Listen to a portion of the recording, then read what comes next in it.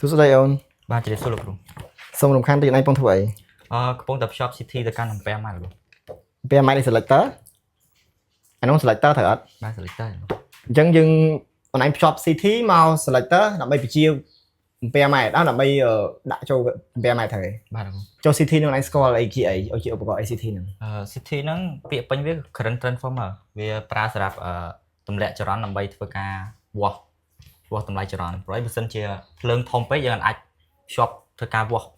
ផ្ទាល់เลยវាអាចនឹងខូចឧបករណ៍អូខេហើយចូលអញ្ចឹងបានន័យថាបើអត់ប្រើ CT ទេអូនឯងអាចប្រើអា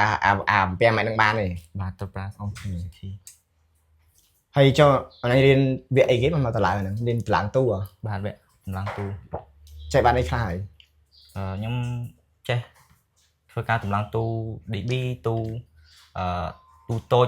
ចដូចមានទូ ATS អីផ្សេងហ្នឹងហើយមានវគ្គ capacitor bank ដែរក្នុងហ្នឹងមានតម្លើង capacitor bank ដែរហ៎មានហើយចូលវគ្គហ្នឹងវគ្គអូនឯងរៀនវគ្គថ្មីមានតម្លើងប្រអប់យោងអីហ្នឹងមែនបាទអូខេអញ្ចឹងអូនឯងមករៀននៅនេះចេះបានច្រើនហើយមួយទៀតពាក់ព័ន្ធនឹងការច្នៃប្រឌិតគូស៊ីគ្វីអីមិនដែរអូនឯងមករៀននៅហ្នឹង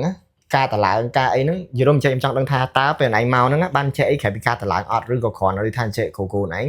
ដាក់ស៊ីគ្វីទៅអូនឯងតម្លើងតាមស៊ីគ្វីដែលគេឲ្យនោះឬក៏បែបមិនដែរចំពោះការតម្លើងស៊ីគ្វីវិញគឺយើងមិនគ្រាន់តែចេះតម្លើងគឺយើងចេះទាំងច្នៃស៊ីគ្វីចេះទាំងតម្លើងហើយច្នៃចេះទាំងដល់ពេលដែលគាត់ឲ្យឧបករណ៍អញ្ចឹងយើងអាចច្នៃស៊ីគ្វីនឹងខ្លួនឯងដើម្បីឲ្យធ្វើម៉េចឲ្យត្រូវនៅឧបករណ៍ដែលគាត់ដាក់ឲ្យអញ្ចឹងអូបានន័យថាចេះបានន័យថាគេឲ្យពេលខ្លះទៅគេឲ្យឧបករណ៍មួយឈុតអញ្ចឹងមកអញ្ចឹងគេអត់ឲ្យគោលការណ៍ដំណើរទេគេឲ្យយើងច្នៃតើមួយឈុតនឹងអាចច្នៃចេញអីធ្វើអីអញ្ចឹងហ៎បាទអូហើយចុះធ្លាប់ដែលគេថាអូគេចង់បានប្រព័ន្ធបញ្ជាម៉ូទ័រដំណើរការមិនគេគ្រាន់តែប្រាប់ប៉ុណ្្នឹងហើយយើងអាចគូសចេញមកឲ្យដូចគេបានណាបានលោកគ្រូបាន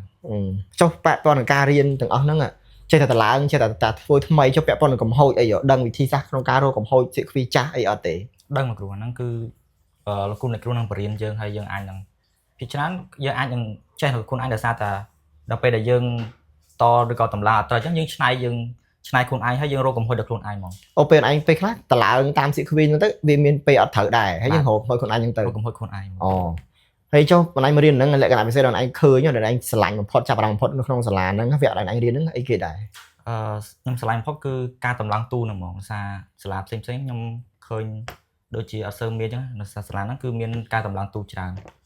ទូនៅហ្នឹងសម្បូរបែបឲ្យយើងរៀនមានទូប្រភេទអីខ្លះណែឯងបានតម្លើងធ្លាប់រៀនហើយនឹងទូអីខ្លះអូនខ្ញុំធ្លាប់បានរៀនគឺមានទូ ATS មានទូជាម៉ូទ័រទៅមុខឈប់ត្រឡប់ក្រោយម៉ូទ័រ3ហ្វាហើយនៅមានទូ DB មានអនុវត្តម៉ូទ័រផ្ទាល់ទេមានលោកគ្រូមានអូខេទូអីទៀតហើយមានទូ DB ហើយដូចជាទូ capacitor ទៀតមានទូ capacitor ដែរបាទមានអូខេហើយហេតុអីបងឯងចង់រៀនវគ្គតម្លើងទូនឹងចង់ធ្វើការខាងហ្នឹងឯងបាទលោកគ្រូហើយបច្ចុប្បន្ននិស្សិតឆ្នាំទីប៉ុន្មានសិតឆ្នាំទី3លោកគ្រូហើយរៀននៅមហាវិទ្យាល័យហើយចាំបាច់រៀន TCE ធ្វើអីដោយសារតែចុងសប្តាហ៍ទំនេរលោកគ្រូទំនេរបាទក៏ជ្រៀតរៀនថែមបាទចង់បានជំនាញមួយទៀតបន្ថែមអូខេអត់អីចឹងអរគុណបន្តខាងនេះបានណា